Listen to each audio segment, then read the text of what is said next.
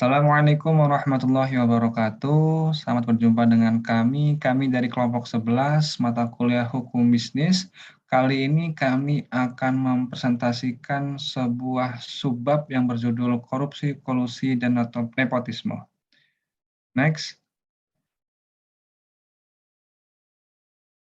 Next slide. Kami terdiri dari 4 anggota, dengan saya sendiri sebagai moderator bernama Fazil Satrio Wiryawan dengan NPM 2111031088 dan ada Widya, silakan Widya. Saya Widya Fatmawati dengan NPM 21031087. Stefani. Saya Stephanie Angelina dengan NPM 2111031085. Yang terakhir Sabella, silakan. Saya Yustia Sabella Yuliani dengan NPM 2111031089. Baik, itulah perkenalan dari anggota kami. Next slide. Selanjutnya, materi pertama akan dibawakan oleh pemateri pertama. Kepada pemateri pertama, dipersilakan. Ya. Jadi hal korupsi, kolusi, dan nepotisme merupakan serangkaian tindakan yang tidak dibenarkan oleh hukum Indonesia, dari satu hal yang paling kecil hingga yang dianggap besar. Yang pertama itu adalah korupsi. Korupsi ini pada mulanya pemahaman masyarakat tentang korupsi itu mempergunakan bahan kamus yang berasal dari bahasa Yunani Latin, yaitu corruptio, yang berarti perbuatan yang tidak baik, buruk, curang, dapat disuap, tidak bermoral, menyimpang dari kesucian, melanggar norma-norma agama, material, mental, dan hukum. Transparency International menggunakan definisi korupsi sebagai menyalahgunakan kekuasaan dan kepercayaan publik untuk keuntungan pribadi. Dalam definisi tersebut, terdapat 3 unsur dari pengertian korupsi, yaitu menyalahgunakan kekuasaan yang dipercayakan, itu baik yang dari sektor publik maupun di sektor swasta, itu memiliki akses bisnis untuk keuntungan materi. Lalu yang ketiga itu untuk keuntungan pribadi, tapi tidak selalu hanya untuk keuntungan pribadi, bisa juga untuk anggota keluarganya dan teman-temannya. Lalu korupsi juga dapat melibatkan lebih dari satu orang, baik itu dilakukan oleh pejabat publik atau penyelenggara negara maupun masyarakat, dan umumnya bersifat rahasia. Tidak hanya berupa uang, korupsi dapat dilakukan dengan benda atau barang juga. Jenis tindak pidana korupsi biasanya berupa memberi atau menerima janji, atau biasa disebut dengan penyuapan, lalu ada pemerasan dalam jabatan, penggelapan dalam jabatan, dan lainnya. Jika dilihat dari sudut pandang hukum, orang yang melakukan korupsi ini ingin memperkaya dirinya sendiri.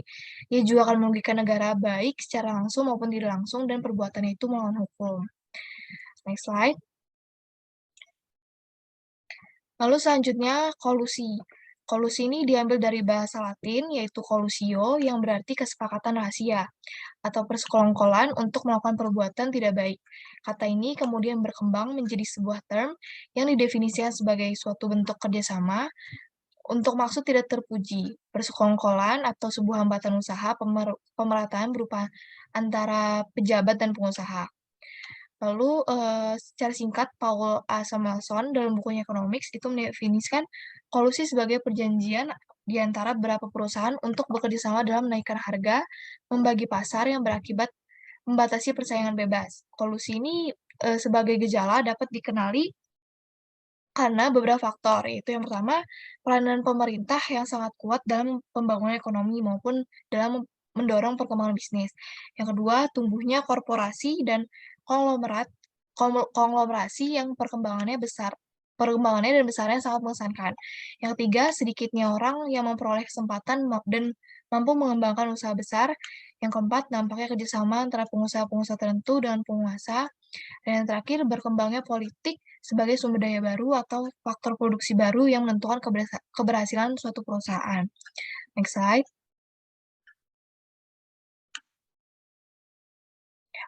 Selanjutnya ada nepotisme. Nepotisme ini berasal dari istilah bahasa Inggris nepotism, yang secara umum mengandung pengertian mendahulukan atau memprioritaskan keluarganya, kelompok, atau golongan untuk diangkat dan atau diberikan jalan menjadi pejabat negara atau sejenisnya. Dengan demikian, nepotisme itu merupakan suatu perbuatan atau tindakan atau pengambilan keputusan secara subjektif dengan terlebih dahulu mengangkat atau memberikan jalan dalam bentuk apapun bagi keluarga, kelompok, atau golongan untuk suatu kedudukan atau jabatan tertentu. Dalam nepotisme, hubungan kedekatan emosional ini sangat mempengaruhi jalannya sebuah proses perekrutan, penentuan calon anggota, mendapatkan proyek, dan sebagainya. Nepotisme ini dipakai sebagai istilah untuk menggambarkan perbuatan mengutamakan sanak keluarga sendiri walaupun dia tidak memenuhi syarat. Jika keluarga itu memenuhi syarat, maka tidaklah termasuk dalam nepotisme dalam pengertian itu. Nah, misalnya John itu mengangkat saudara kandungnya, yaitu Robert Kennedy misalnya, yang kebetulan itu adalah sarjana hukum dan ternyata mampu menjalankan tugas sebagai jaksa agung. Nah, itu tidak menggambarkan nepotisme. Materi selanjutnya saya kembalikan ke moderator.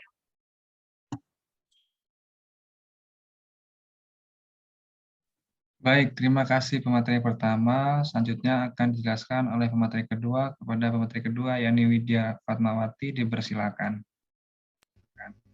Baik, terima kasih kepada moderator sudah mempersilahkan saya untuk menyampaikan materi kedua. Nah, materi kedua yaitu KKN. Nah, KKN ini menurut standar yang digunakan untuk memberikan pengertian tindak pidana korupsi secara konstitusional itu diatur dalam Undang-Undang Nomor 28 Tahun 1999, yaitu di Pasal 1 Ayat 3, 4, dan 5 dengan penjabaran yang pertama, korupsi adalah tindak pidana sebagaimana dimaksud dalam ketentuan peraturan perundang-undangan yang mengatur tindak pidana korupsi. Yang kedua itu, kolusi adalah permufakatan atau kerjasama secara melawan hukum atau penyelenggara negara atau antar penyelenggara negara dan pihak lain yang merugikan orang lain, masyarakat, dan atau negara. Yang ketiga ada nepotisme. Nepotisme ini adalah setiap perbuatan dari penyelenggara negara secara umum itu melawan hukum yang menguntungkan kepentingan keluarganya dan atau kronnya di atas kepentingan masyarakat, bangsa, dan negara. Next slide.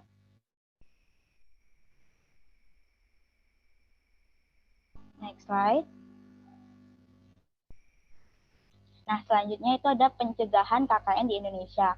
Dalam melakukan pencegahan terhadap praktik KKN itu, pemerintah Indonesia mengeluarkan landasan-landasan hukum seperti yang pertama itu Undang-Undang Rakyat Indonesia Nomor 28 Tahun 1999 tentang penyelenggaraan negara yang bersih dan bebas dari korupsi, kolusi, dan nepotisme. Selanjutnya di Pasal 5 Undang-Undang Nomor 28 Tahun 1999, penyelenggaraan negara itu dituntut untuk menjalankan tugas serta fungsinya secara sungguh-sungguh, penuh rasa tanggung jawab, secara efektif dan efisien, serta bebas korupsi, kolusi, dan nepotisme. Next slide.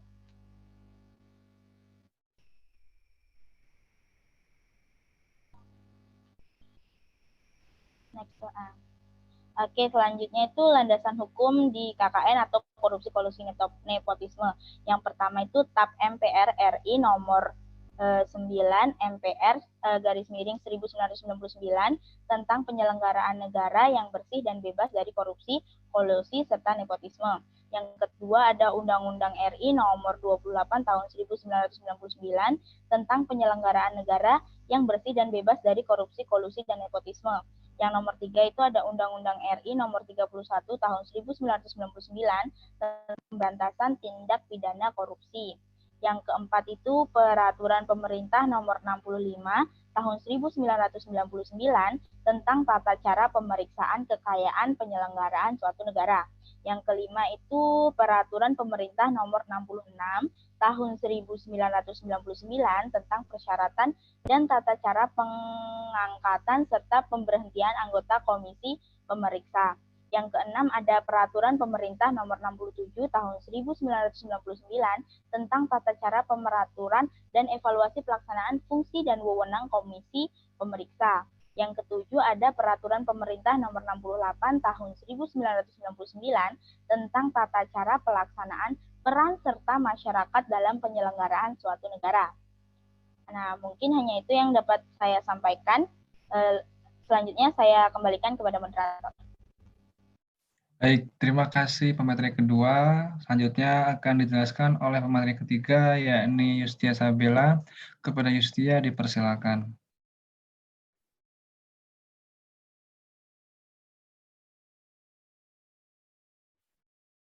Baik, materi yang selanjutnya akan saya sampaikan.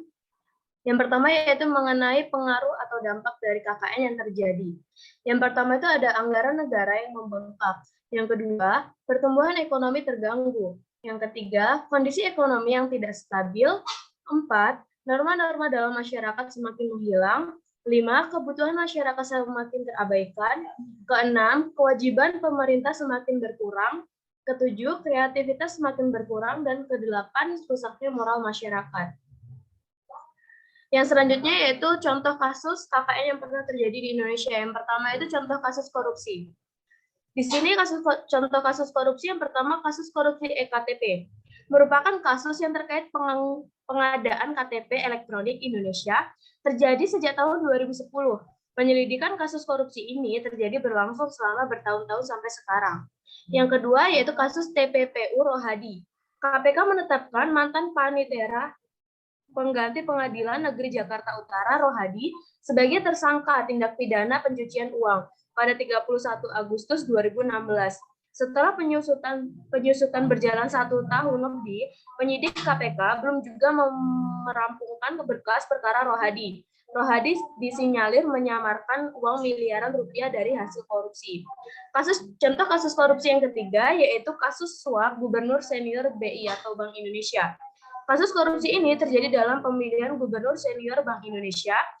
Kasus ini terjadi pada tahun 2011.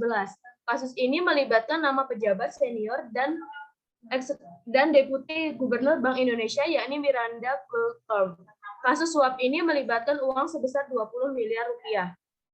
Yang selanjutnya, contoh kasus kolusi. Yang pertama yaitu kebakaran hutan yang terjadi di Sumatera dan Kalimantan. Kebakaran hutan tersebut terjadi karena adanya persekongkolan antara pihak perusahaan yang akan membuka lahan dan pemerintah daerah. Yang selanjutnya yaitu contoh kasus dari nepotisme, yaitu seorang pejabat merekrut kerabatnya untuk menjadi pegawai. Kemudian mereka diutamakan dan didahulukan dalam proses pengajuan pengangkatan menjadi pegawai di perusahaan tersebut. Yang selanjutnya yaitu asas umum penyelenggaraan negara. Yang pertama itu ada asas kepastian hukum. Asas dalam negara hukum yang mengutamakan landasan ketentuan peraturan perundang-undangan dan keadilan dalam setiap kebijakan penyelenggaraan negara. Yang kedua yaitu tertib penyelenggara negara. Tertib penyelenggara negara merupakan asas yang menjadi landasan keteraturan, keserasian, dan keseimbangan dalam pengendalian penyelenggaraan negara. Yang ketiga yaitu kepentingan umum. Asas tersebut merupakan asas yang mendahulukan kesejahteraan umum dengan cara yang aspiratif, akomodatif, dan selektif. Yang keempat yaitu asas keterbukaan. Asas yang membuka diri terhadap hak masyarakat untuk memperoleh informasi yang benar, jujur, dan tidak diskriminatif tentang penyelenggaraan negara, dengan tetap memperhatikan pelindungan atas hak pribadi, golongan, dan rahasia. Yang kelima yaitu asas proporsionalitas. Asas yang mengutamakan keahlian yang berlandaskan kode etik dan ketentuan peraturan perundang-undangan. Yang ketujuh yaitu asas akuntabilitas. Asas akuntabilitas adalah asas yang menentukan bahwa setiap kegiatan dan hasil akhir dari kegiatan penyelenggara negara harus dapat dipertanggungjawabkan kepada masyarakat atau rakyat sebagai pemegang kedaulatan tertinggi negara, sesuai dengan ketentuan peraturan perundang-undangan. Yang kedelapan yaitu asas efisiensi. Asas yang berorientasi pada minimalisasi penggunaan sumber daya dalam penyelenggaraan negara untuk mencapai hasil kerja yang baik. Yang kesembilan yaitu asas efektivitas. Asas yang berorientasi pada tujuan yang tepat guna dan berdaya guna. Yang ke-10 yaitu asas keadilan adalah bahwa setiap tindakan dan penyelenggaraan negara harus mencerminkan keadilan secara proporsional bagi setiap warga negara. Yang selanjutnya yaitu sanksi yang diterima oleh pelaku KKN.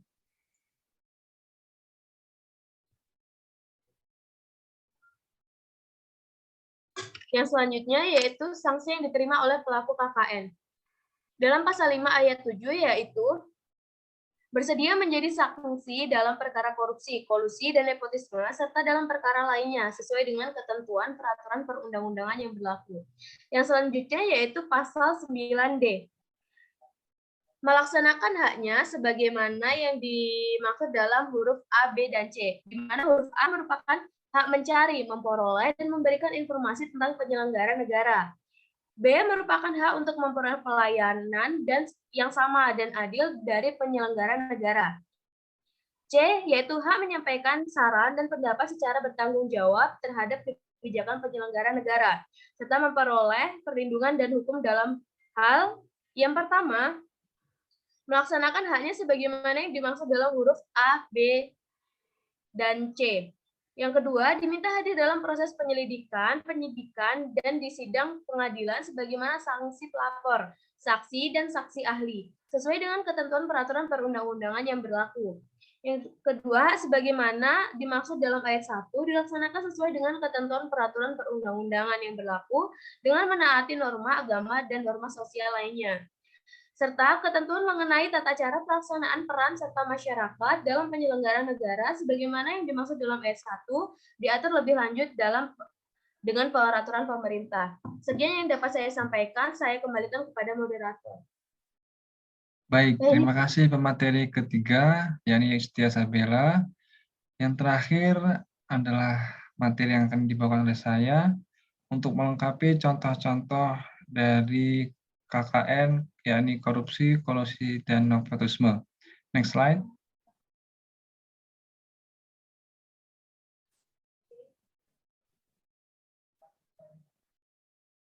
Ya, kali ini contoh-contoh KKN ini, contoh-contoh yang masyhur terjadi di Indonesia, yang viral. Jadi yang pertama adalah kasus korupsi, yakni Bank Senturi, kasus Bank Senturi ramai di tahun 2014. Badan Pemeriksa Keuangan (BPK) melaporkan kerugian negara mencapai 6,76 triliun rupiah. Berdasarkan laporan hasil perhitungan (LHP), selain itu kerugian negara yang lain mencapai 6.089.394 miliar rupiah untuk pemberian fasilitas pendanaan jangka pendek (FPJP) ke Bank Senturi. Yakni yang kedua adalah kasus kolusi yang sering terjadi di Indonesia, yakni orang yang ingin masuk sekolah kedinasan dengan membayar sejumlah uang kepada panitia penyelenggara ujian untuk masuk dengan mudah ke sekolah kedinasan.